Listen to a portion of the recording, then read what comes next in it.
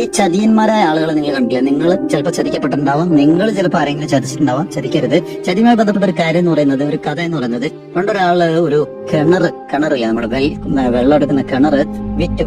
അത് വിറ്റ് ഒരു കർഷകന് വിറ്റതിനു ശേഷം പിറ്റേ ദിവസം കർഷകൻ ആ കിണറിൽ നിന്ന് വെള്ളം എടുക്കാൻ വന്നപ്പോ ഈ വിറ്റ ആള് പറയാണ്, അയ്യോ അത് പറ്റില്ല, ഞാൻ നിങ്ങൾക്ക് വിറ്റത് കിണർ മാത്രമാണ്, വെള്ളം വിറ്റിട്ടില്ല എന്ന് പറഞ്ഞു. കർഷകൻ കൂടി അയ്യോ ഇതെന്തൊരു പറ്റിക്കലാണത്, കിണർ മാത്രം കിട്ടിയിട്ടില്ല, വെള്ളം കൂടെ എനിക്ക് വേണ്ടേ.